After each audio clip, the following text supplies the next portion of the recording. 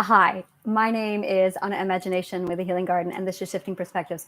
So, yesterday I signed up for the physics course at Khan Academy, and I'm finishing up the first 10-minute video, and already I have two massive, like, oh my God, this is extraordinary. So, this is the second one. This is the second, like, so he's basically in the video presenting some quotes and some explanations off of some great physicists. He's quoting Albert Einstein and he is quoting Isaac Newton. And this one in particular quote that he went into just blew my mind away, because when you pull from philosophy, it completely changes.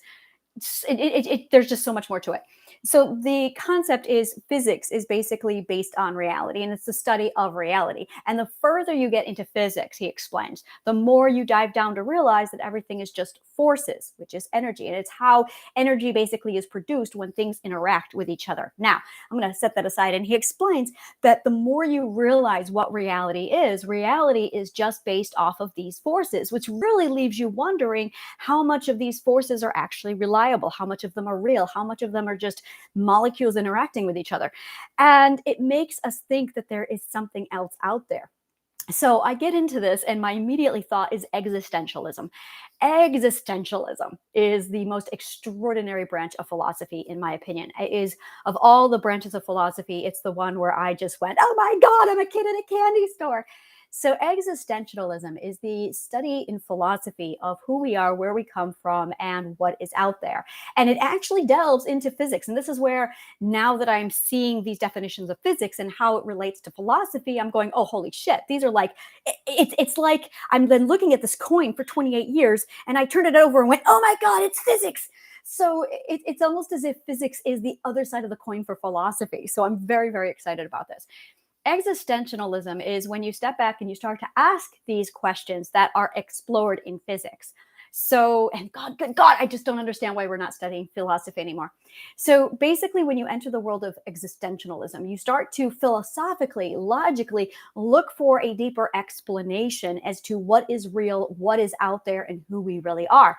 And the very first part of existentialism talks about how we are just one of three categories of molecules basically interacting off of each other. You have your gas, you have your solid, and you have your liquid. And all of these things are determined solidly on basically the friction that's put out by the molecular friction of how quickly these molecules move together. So the difference between me and a chair is, on a molecular level, pretty much nothing, because these things are only these invisible molecules that are just rubbing against each other to produce an energy, which means that every living thing, every little thing, whether it be solid, liquid, or gas, is just a result of friction from these molecules that just shift on each other, which really in philosophy make you question, do I exist? Am I just a figment of someone else's imagination?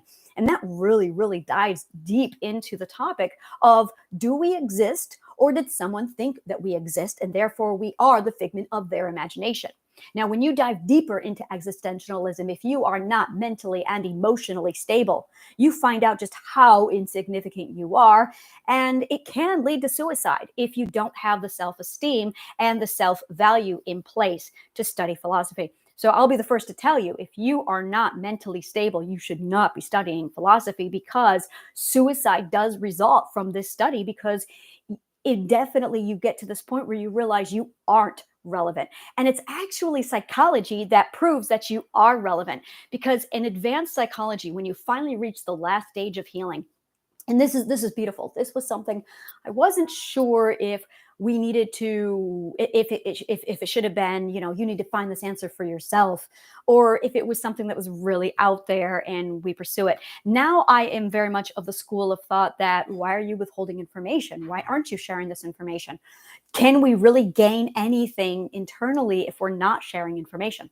Psychology, modern psychology, says no, they need to find the answer. But philosophical psychology says, why aren't you thinking about the answer and pursuing it yourself? And why aren't we sharing information? And it's no different than studying philosophy. And I'm scattered right now, so I need to slow down. So let me try it this way. Philosophy teaches you how to think. It teaches you to ask the right question. And at the same time, we build our current knowledge off of the foundation of old knowledge. Now, in modern psychology, there is a belief that you shouldn't be handed the answers, that you need to explore and find these answers on your own, which is kind of philosophical on itself, but the problem is you still need foundation. And it's like you start it's like you decide you're going to study mathematics, and you walk into your first mathematics class, and the traditional method is handing you all of the definitions and what 2 plus 2 means, and then you build off of that. So there's a teacher up front and they're giving you all the information, but based on modern psychology definition, you should be reinventing the wheel every person every single time, and you should be finding the answers on yourself. So it's like walking into a math class, according to modern psychology, where you walk in there and they start asking you what you think mathematics should look like, rather than giving you the foundational information to build off of. So I disagree very strongly with modern psychology on their approach. I disagree with most things from modern psychology, but this particular thing very much hits me real true is, can you internalize something? Can you really make it your own if somebody hands you the questions? Do you have to in order to internalize it, do you have to have your own euphoric eureka moment? Now, I have had my life filled with eureka moments. And some of those eureka moments came to me through my own study, through philosophy and asking questions. And my other eureka moments came to me through sitting down and reading the work of somebody else and having the mind blowing perspective shift. Now, eureka moments are just perspective shifts. That's all they are. They're perspective shifts. And when you have a perspective shift, you internalize it. Now, you can, I'll say it again, you can get that information handed to you from somebody else, or you can make your own theories and conclude your own realization. A modern psychologist believes that in order to have an epiphany or internalize it, the only answer is if you come up with it on your own. So they basically keep you in the dark on purpose. And then they are very unskilled in walking you through formal debate and argument to get you to where you need to go to have that euphoric, oh my God moment. So I have been on the fence for a long time on whether or not I should just hand this information over to people, or if I should sit down and just hand it to them, or I'm sorry, if I should let them alone to explore it. And I have decided, based on physics and philosophy, that modern psychologists are wrong, that you should be handed the information, and either it's going to hit you and you're going to have that perspective shift, or it's not. And you will eventually have the perspective shift when you are ready. Once you have the perspective shift, then you internalize it and it will mean something to you. So, that being said, I'm going to tell you, when you go through healing and you finally reach the last stage of your trauma, of your healing stages, basically your whole healing journey is you processing, this is what happened to me, this is the correct reality, this is the actual belief, correct. Now, this is the actual event, this is what really happened, this is the processing. I have removed the corresponding beliefs that were inarticulate, and now I have the correct perspective. This event occurred, this is what happened, this was the reality of it, and now I've corrected it and shifted it. So it's you taking all of these little individual events and making sure that the perspective is correct on each and every event. When you are done, well, before that, when you are finished with each and every little perspective, there is that moment where you philosophically step back and ask the question, why did this happen to me? And usually we pull a little bit of here and there of, it happened because, mommy was a drunk, or it happened because so-and-so hurt me because they were abused. So you understand why, and understanding the why is vital to having your perspective in place so you can heal. It is comprehension is what you seek when you heal.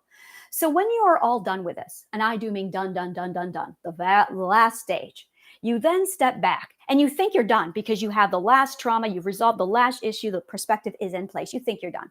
And you'll go through a period where my healing is done. And you'll have like a month where you think it's all done, but it's not, because there's one last stage. The last stage of healing is when you step back from it and you look at all of it, the umbrella of, why did it all happen to me?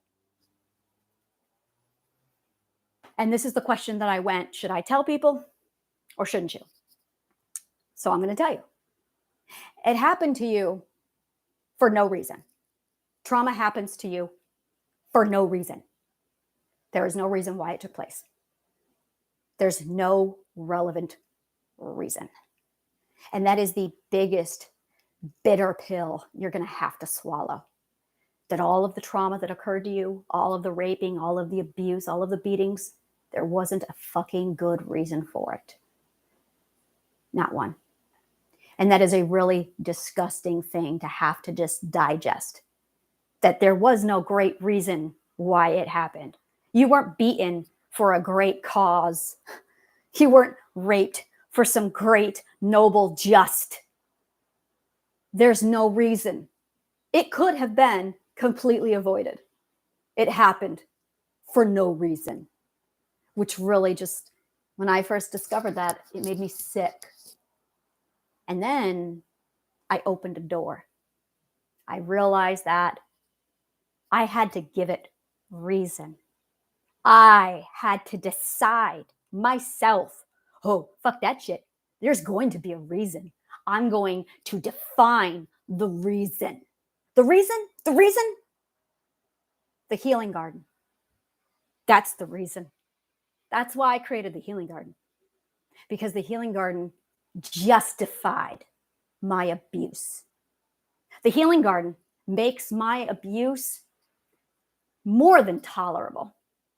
The healing garden allowed me to step back from the abuse and go, there you go. That's why it happened. It happened because I'm creating the healing garden. Now, if I don't create the healing garden, it means that my abuse happened for no reason.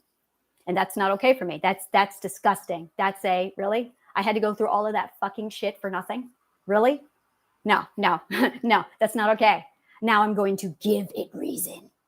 So when you're done with your healing, you either have to be okay that it wasn't done for any reason, or you have to make a reason. You have to justify it by creating something out of your trauma. You have to. Because if you don't, you really have to get used to that taste of that bitter, disgusting, yeah, all this shit happened to me for nothing. Now, there's another part to all of this. The question of why did it happen to me? Why me? What was so special about me? And we spend our entire trauma recovery and our healing searching for this answer. Why did it have to happen to me? Was I special? And there's two parts to this. The first part is realizing I went through the period where I confused it happened for no reason with it happened because I was nobody. And then I realized I was somebody. It happened to me because I was somebody. Because if you're nobody, it wouldn't have happened to you. If you're nobody, your abusers wouldn't have even noticed you. They noticed you because you're somebody. Because you were valuable. And that threatened them. They targeted you because you are somebody. So when you get to that last stage of healing, you're going to have this moment. You're going to have this massive, holy shit, why did it happen? It happened for no reason. And it happened to you because you are fucking somebody. That's why. And whatever reason your trauma happened, that isn't something that exists in the past. That's your future. You have to decide that your trauma is going to mean something. You have to decide. You can decide, you know what? I don't need it to mean anything. And that's fine. That's you. But if you're somebody who has to have it mean something, you're going to have to go out and make it mean something. You're going to have to create something bigger than your trauma to justify it. Neither is right. Neither is wrong. It's who you are. It's what you need. But this is what's waiting for you at the end of your healing. Now let's step back over into philosophy and physics. In existentialism, you are nobody. You are nothing. You are irrelevant. And physics, the more you look into what is real, the more you study reality and you decide and you realize that we're all just a bunch of forces. And this is what I'm going to go on my intuition here for a minute. This is why I'm studying physics, is because I have this intuition that's just screaming two things. And this is it. We are part of an energy force. Each one of us is an individual energy force. And we are also part, when combined, of a greater source. So there is the energy force that is the individual, and there is the energy force that exists because we are all together. Welcome to the eighth perspective. And you exist as both the individual and you exist also as a part of a whole. Now, this is a dichotomy. This is really where a lot of people, especially if you are in the boxes 1 through 6, this is where you really struggled wrapping your head around that you are both the individual energy force and something that is part of a much greater whole. And if you don't exist, if you step out of that whole, it's going to change the entire makeup of the entire energy field. Your little part matters. Every one of us is a fountainhead that when we are combined, and I've talked about this in psychology. God, I love being able to pull from physics, psychology, and philosophy. Oh my God, I love this. This is like my happy space. Oh my God, this feels so good. So when you step into this world, when you step into this concept, you are accepting that every one of us is equally as important as the other. And standing alone, you have your own identity as well. And the identity, the reality is that force, that energy, which is where physics comes into it.